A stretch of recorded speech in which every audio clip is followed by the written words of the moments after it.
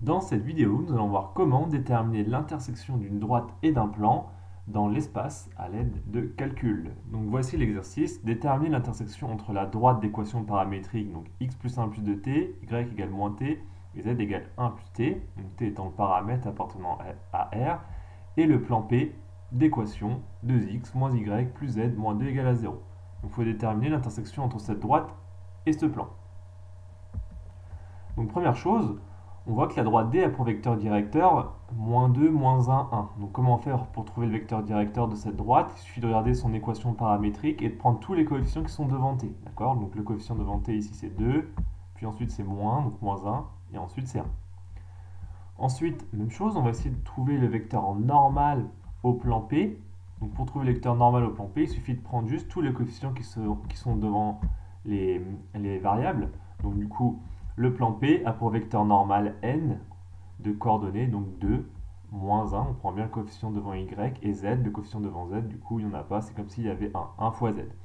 Donc voilà, donc on a trouvé le vecteur directeur de la droite et le vecteur normal au plan. Alors pourquoi on fait ça? Alors il peut y avoir deux cas de figure. Premier cas de figure, la droite, elle peut être parallèle au plan, d'accord, comme ici, ou bien la droite coupe le plan. Donc il faut savoir dans quel cas on est. Est-ce qu'on est plutôt dans le cas là ou dans le cas là? Donc c'est pour ça qu'on a calculé le vecteur directeur et le vecteur normal. Donc le vecteur normal à un plan, je vous rappelle, c'est un vecteur qui est orthogonal au plan, qui est perpendiculaire au plan. Donc par exemple, en pointillé, là, ça pourrait représenter un vecteur normal au plan ici. Un vecteur directeur, c'est un vecteur qui porte la direction de la droite. Donc c'est par exemple un vecteur sur la droite. Donc, par exemple ici. Donc quand est-ce que le plan P et la droite sont parallèles? Eh bien, le plan P et la droite rouge sont parallèles si le vecteur normal ici du plan et le vecteur directeur de la droite sont orthogonales. Donc ça se voit bien visuellement. Si un vecteur qui est sur la droite ici et un vecteur normal au plan sont orthogonaux, ça veut dire que on a parallélisme entre droite et plan. D'accord? Et si les vecteurs ne sont pas orthogonaux, ben là, du coup, on est dans ce cas-là, et donc on est sûr que l'intersection, c'est un point. Donc c'est le cas le plus simple, en fait. On espère qu'on est dans ce cas-là. Donc on va calculer, du coup, on va essayer de vérifier est-ce que le vecteur n est orthogonal au vecteur v. D'accord? Si oui, on est dans le cas là, et sinon, on est dans le cas là. Donc c'est parti. Donc comment faire pour trouver que deux vecteurs sont orthogonaux? On calcule leur produit scalaire. Donc on fait le produit scalaire entre le vecteur v et le vecteur n. Comment on calcule un produit scalaire? On fait le produit de chaque coordonnée et on additionne.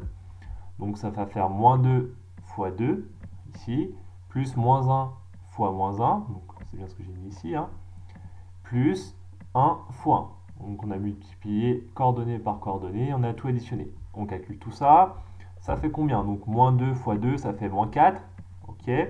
Moins 1 fois moins 1, ça fait plus 1, et 1 fois 1, ça fait 1. Ensuite, 1 plus 1, 2, 2 moins 4, moins 2. Et donc c'est différent de 0. Donc ça tombe bien, c'est différent de 0, c'est-à-dire que les vecteurs ne sont pas orthogonaux, et donc ça veut dire qu'on était dans le deuxième cas. Donc ça veut dire que la droite et le plan se coupent en un point. Donc les vecteurs v et n ne sont pas orthogonaux, et donc forcément leur intersection c'est pile un point, d'accord? Puisque le plan et la droite ne peuvent pas être parallèles. Donc leur intersection est un point qu'on va appeler grand L. Donc maintenant on sait que l'intersection c'est un point, donc c'est important de faire ça. C'est important de savoir si l'intersection c'est un point ou si l'intersection est vide. Parce que si l'intersection est vide, on a beau faire des calculs, on ne trouvera jamais de solution. Donc là on voit que effectivement l'intersection c'est un point, donc normalement on devrait trouver une solution si on ne fait pas d'erreur de calcul. Donc on va faire les calculs. Donc on va noter xl, yl, zl, les coordonnées du point L. Donc comme L appartient à la droite, eh bien forcément il existe un paramètre t tel que du coup xl égale 1 plus 2t, yl égale moins t et zl égale 1 plus t. Donc j'ai repris l'équation paramétrique de la droite. Donc il existe forcément un paramètre pour le point L puisqu'il appartient à la droite. Et même chose, comme le point L appartient au plan, eh bien on peut remplacer x, y, z par les coordonnées de L et du coup on a bien égalité dans l'équation du plan. Donc on a deux choses sur les coordonnées du point L. On peut les regrouper ensemble puisque là vous voyez xl c'est égal à 1 plus 2t, donc on peut remplacer ici xl par 1 plus 2t, yl c'est pareil, on peut le remplacer par moins t, et zl on peut le remplacer également dans la formule par 1 plus t, et en fait on va avoir ici une équation en t, on va pouvoir trouver le paramètre t qui va correspondre à la lettre, aux coordonnées de L. Donc on va calculer ça, c'est parti. Donc je remplace XL par, comme j'ai dit, 1 plus 2t, donc c'est ce qu'on a fait ici.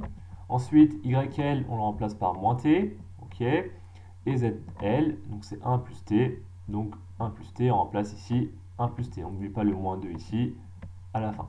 Égale 0. Ensuite, on simplifie tout ça, on développe, donc on distribue le 2 ici, 2 fois 1, 2, ok. Ensuite, 2 fois 2t, ça fait bien 4t, moins 4t, moins t, ça fait plus 1 plus t, donc on peut enlever les parenthèses, plus 1 plus t, et moins 2. Ensuite, on regroupe tous les t ensemble, donc 4t plus t, ça fait 5t, plus encore 1t, ça fait 6t, et les nombres qui restent, donc 2 plus 1, moins 2, donc les deux s'annulent, il reste plus 1, égal à 0. Ensuite, on met le 1 de l'autre côté, on isole le t, on va essayer de trouver la valeur de t, donc on met le 1 de l'autre côté, ça fait moins 1, 6t égale moins 1, on divise par 6, donc du coup on trouve que t égale moins 1 sur 6, moins 1 sixième. Donc on a trouvé le paramètre t correspondant au point L. Donc du coup, pour trouver les coordonnées du point L, on utilise la formule ici, et on remplace t par moins 1 sixième, et ça sera bon. Donc il ne reste donc plus qu'à remplacer t égale moins 1 sixième dans l'équation paramétrique de la droite, pour trouver les coordonnées de L. Du coup, on le fait, c'est parti. Donc je remplace t ici par moins 1 sixième. Donc 2 fois moins 1 sixième, ça va faire moins 1 tiers. Et moins 1 tiers plus 1, ça va faire 2 tiers. On trouve bien 2 tiers pour, la première coordonnée. Ensuite, là c'est très rapide, moins t, donc moins 1 sixième, ce qui fait bien 1 sixième. Et ensuite z, donc 1 plus t, donc 1 plus moins 1 sixième, donc 1 moins 1 sixième, ce qui fait bien 5 sixièmes. Donc du coup, on a réussi à déterminer les coordonnées de l'intersection entre le plan et la droite.